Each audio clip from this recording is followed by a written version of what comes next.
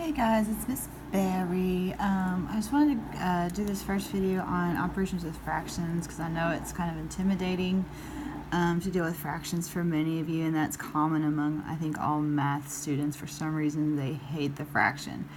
So I just wanted to go through just a couple examples of each operation, adding, subtracting, multiplying, and dividing. I'll try to insert tips when I can. And you guys can do these with me, or you can just watch and observe and hopefully get a little bit better feeling of how to work with fractions, because we will be dealing with them a lot. So I'm not saying you have to love them, but you might as well learn to work with them without stressing out so much. So let's first look at adding.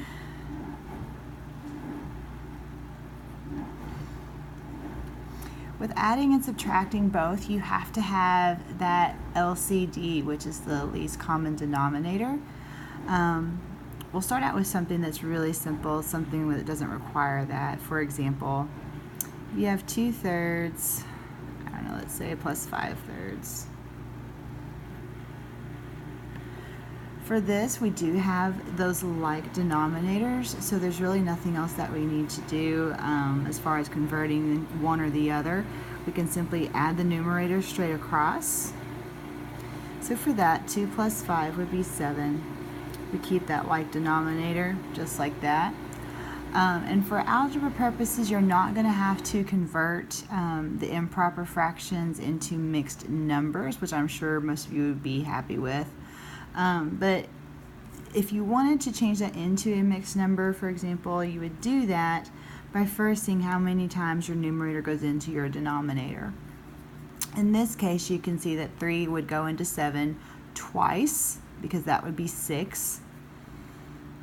So if we were going to go to mixed number, our whole number would then become 2, because 3 goes into 7 2 times.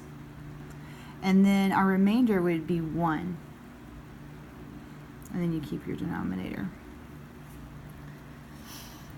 But again, this right here would be fine for algebraic purposes. The main reason that I say that is because when we're dealing with linear functions and you have a slope, you want to keep that 7/3 as your slope, because that's telling you to rise 7 and then go to the right in the positive direction of 3. So that's your rise over run. So that's why you want to keep a fraction form, and improper is even better.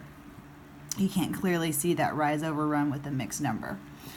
Okay, now let's do one where we don't start out with common denominators and we'll have to change one or the other.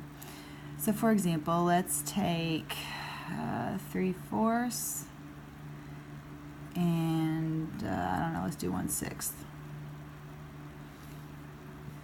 Okay, for that you can see obviously we do not have common denominators. Excuse me, we have a 4 and a 6. And you want to go the least common denominator. So the easy way to do that, or one of the ways to do that, I guess, I'll show you another method here in a minute, but you can just think of the multiples of 4 and 6 and see which one matches up first. So for 4, we've got 4, 8, 12, 16. And then we can start with 6. And you might have to go further than just 4 multiples of each, but we'll just start there. 12, 18, and then we would get into 24. 4 would eventually reach 24 as well, but we do have 12 right there present for both of them. So we're going to go with 12. 12 is the 4th multiple of 3, so that means we would have to multiply that 4 by 3. Whenever we multiply the top by, we have to multiply the bottom number by, excuse me, we also have to multiply that numerator by the same number. 12 was the second multiple of 6, so we'll have to multiply each of those numbers by 2.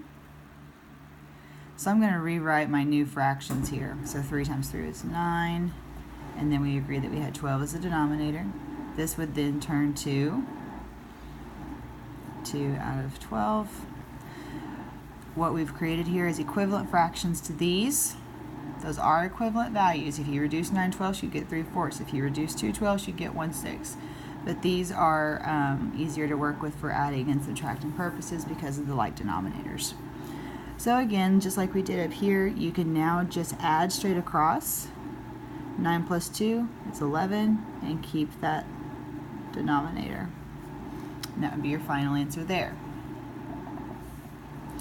Subtracting, you do have to do the same process if you don't have those like denominators.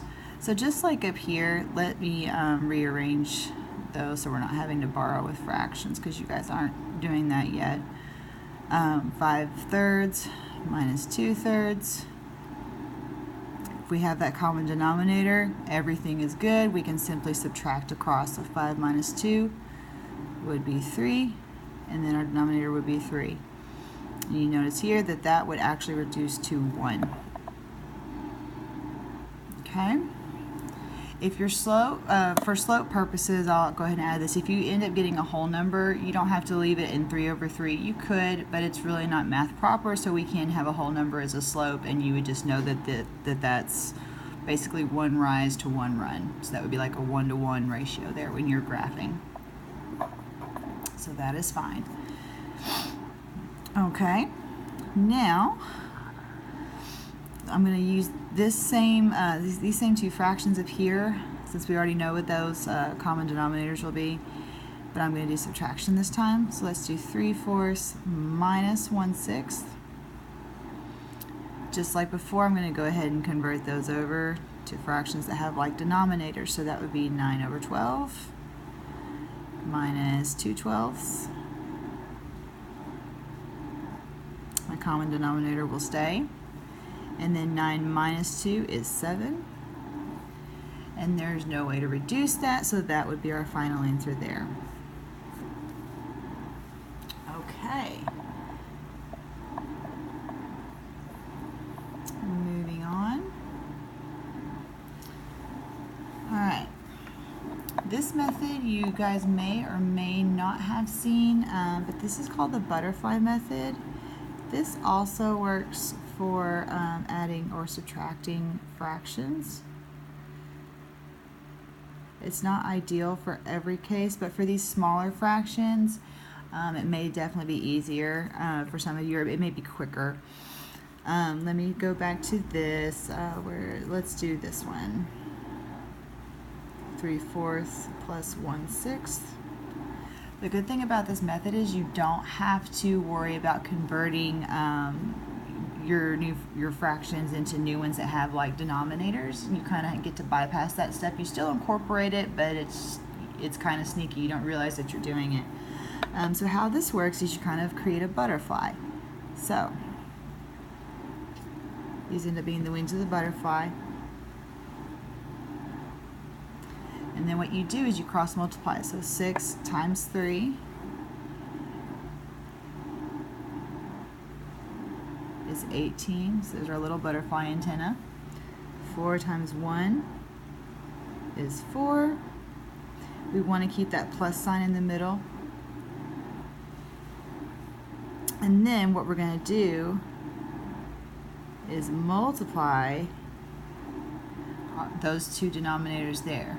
So 4 and 6 would be 24.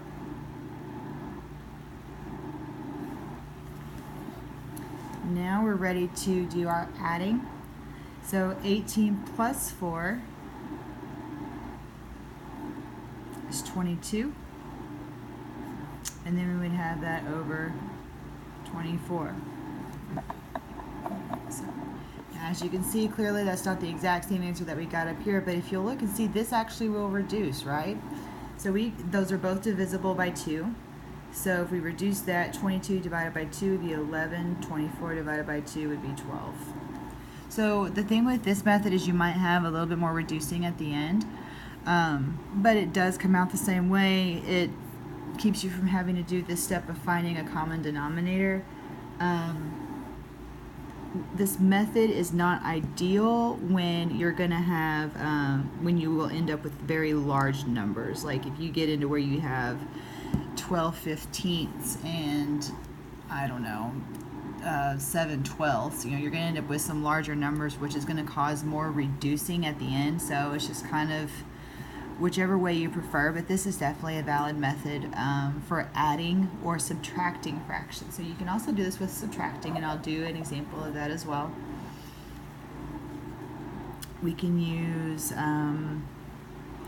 our 3/4 minus 1/6. Since we already know what that answer is, I'll show you this and show you that it gives the same answer. Okay, so we need to do our butterfly wings. So I'm going to draw those in. 6 times 3 is 18. Keep our subtraction sign. 4 times 1, 4. And then you multiply the bottom two. That's 24. So now we're ready to just kind of simplify this down. So 18 minus 4 is 14. And then we got the 24 here. We multiplied our denominators. Up here we got 7/12. And you'll see that this is, again, going to reduce. See, we've had to reduce both times now by using the butterfly method. So that's just something you might end up having to do. These are both divisible by 2. So again, if we divide 14 by 2, we get 7. 24 divided by 2 would be 12. We get the exact same answer as we did here. So 2 very valid options. Okay. Now, oh, and by the way, I do want to add, if it's ever not very obvious what your common denominator is, or if you just prefer to do it this way, you can always multiply your two denominators, and that will be your new common denominator. That is always an option. It's not your least common denominator necessarily. Like you can see here, when we multiplied 4 times 6, we got 24. But up here, we saw that our lowest common denominator, our least common denominator, was 12. So obviously we got the same answers, but we had to reduce more down here by multiplying those two together. Okay, let's do a couple multiplying and dividing. So this is for multiplying or dividing. Multiplying and dividing, obviously two different processes, but when you divide with fractions, you end up multiplying. So if you know how to multiply, you know how to divide with fractions. With multiplying, it's as simple as multiplying straight across. So let's say you have 1/5 times 2/7. 1 times 2 is 2.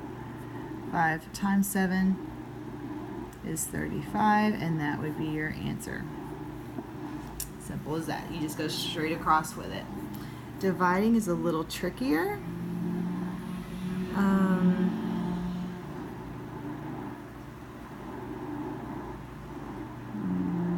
Let's do 1/6. Okay, so if you have 3/4 divided by 1/6, when you're dividing with fractions, you actually have to change things a little bit. One way that I say it, you guys may have a different acronym or a different saying for this. KFC, that's pretty easy to remember, and that stands for keep, flip, change.